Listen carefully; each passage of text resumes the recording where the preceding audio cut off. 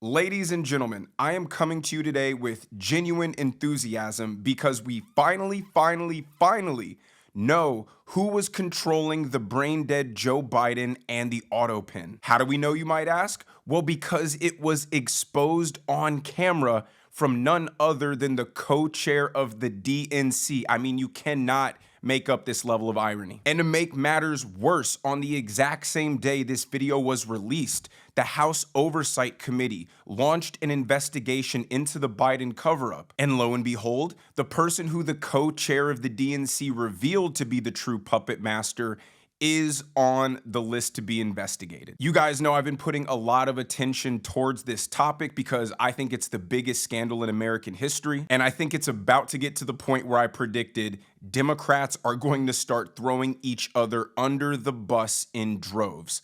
Things are about to get juicy. As always, like the video and subscribe to the channel if you guys enjoy me bringing you these kind of videos. But let's start with hearing from the co-chair of the DNC, expose who was truly in charge. Yes, nice to meet you. Yeah.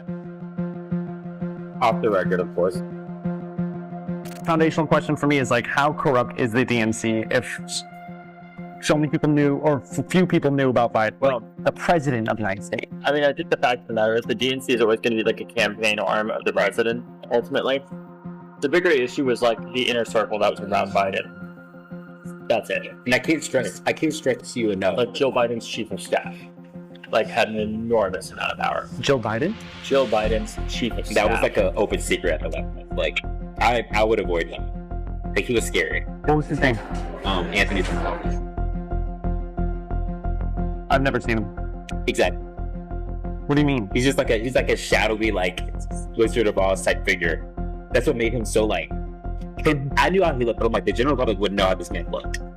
But he wielded an enormous amount of power, and I can't stress to you how much power he had at the White House. I mean, wow. Does it surprise anybody that the woman who committed elder abuse against her husband to retain some political power was actually the one conspiring with her chief of staff to make decisions on behalf of the brain-dead president? Now, the follow-up question that I obviously have that I hope will be revealed through all this is who was in charge of crafting the agenda that Jill Biden and her chief of staff carried out? I'm inclined to believe the Obamas because the Bidens on their own don't have that much political clout. It had to have come from the tippity top of the Democrat establishment. Now, before I show you the news about the House Oversight Committee launching an investigation into this, let me show you just how corrupt, spineless, and dishonest the entire Democrat establishment is. As the DNC co-chair admits, insider trading by politicians like Nancy Pelosi is openly discussed, yet nobody does anything because they're all getting rich. I would say Pelosi's actually very good at her job. I don't agree with the stock trading stuff. I mean, she gets better returns than almost every hedge fund in this city. Every year. Some of these members of Congress make trades that are like way too well timed to not have like insider knowledge. They happen to be some of the best financial analysts in human history. Have you spoken against that? I've talked to you in the past, but it's also like, I know that if I pick that fight, it's going to be harder for us to get gun control passed, so I have to pick my battle. Like, the hardest part about my job is I just want to burn everything down, because it's all so corrupt. But you got to pick your battles and slowly build your momentum. I mean, this perfectly exemplifies the party that loves to preach about nobody is above the rule of law, but it's just openly accepted practice for high-ranking Democrat officials to be able to insider trade and outperform hedge funds year after year. When you're able to move your way up the ranks and you can get some clout and you can control blocks of voting, people are more inclined to let certain bad behaviors go undetected if it means that they can get support on legislation. But none of the immoral sins of the Democrats surprise me, seeing as they were willing to let a brain-dead person be in charge of the American government. But here's Fox News reporting the investigation by the House Oversight Committee, and clear as day, there is Jill Biden's chief of staff right on there. For Joe Biden and several key staffers. They may all face subpoenas if they do not comply by tomorrow. So now there's a deadline to this. So there's a ramp up now by Republicans. In a social media post, President Trump wrote, "Whoever had control of the auto pen is looking to be a bigger and bigger scandal by the moment." Aisha Hasni reporting in Washington. Aisha. Hey, good morning to you, Harris. So that's right. Oversight Committee Chairman Comer tells me that his committee is ready to drop those subpoenas within minutes if former President Biden's doctor and those 4 other staffers do not respond to his request for an interview by tomorrow's deadline. Comer is also telling me that he's willing to expand those summons to include former First Lady Jill Biden, their son, Hunter Biden, and former Press Secretary Karine Jean-Pierre. The reason this is such a big scandal that needs to end in convictions is because the Democrats overthrew the U.S. government. They literally committed treason. And the only reason they did it is because they also thought they could weaponize the justice system and destroy Donald Trump from ever standing in their way again. They thought they could exile him from political life, go after him and his family, go after his business empire, raid his house with the FBI, send him to jail, and throw away the key. I think they robbed the 2020 election from him, and I'm not afraid to say it. No one could explain the 20 million vote discrepancy from the election prior and the election after. They tried to do everything possible to make a statement to the next guy who thought that he would come into Washington, bring his outsider mentality, and try to clean things up and end the corruption. They thought they could usurp democratically elected presidential power, lie about it through the media, censor public conversation around it, jail political opponents, and they had the nerve to call us fascists. That is why heads need to roll here. But here's a congressman on the Oversight Committee talking with Fox News and revealing something extremely concerning about this cover-up. This feels like it's right on time. Keep the press on. Your take.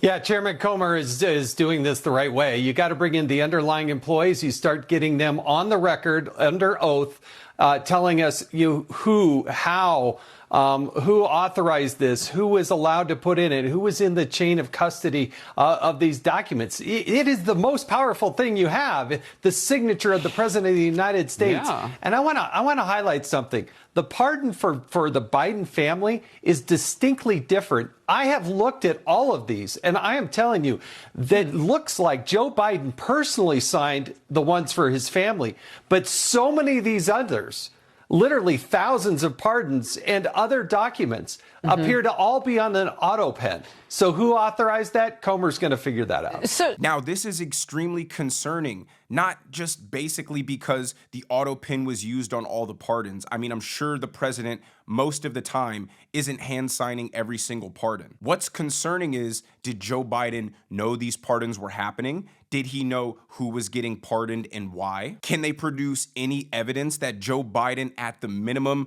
uttered incoherently, sure, sign the pardons with the auto pen? Or was it just done at the behest of people like Jill Biden's chief of staff? It hasn't been confirmed, but there are rumors circulating that the weeks prior to the mass wave of pardons at the end of the Biden administration, top staffers and aides were negotiating quid pro quos in exchange for pardons. And I wouldn't be surprised. Look at all the things the Democrats are being exposed for doing. The problem is their brand is so tarnished. They are seen as so disgustingly corrupt and dishonest that almost any accusation sticks at this point, because nothing is going to be worse than what they were exposed for doing, which is covering up the mental fitness of the president. Anything else is less severe and therefore credible. Now let's take a trip down memory lane and revisit Jill Biden attending the cabinet meetings, and everything starts to kind of make sense, doesn't it? We're grateful that Jill is here today.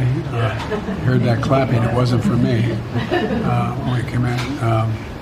And here across previous administration, First Ladies have attended these meetings for specific reasons.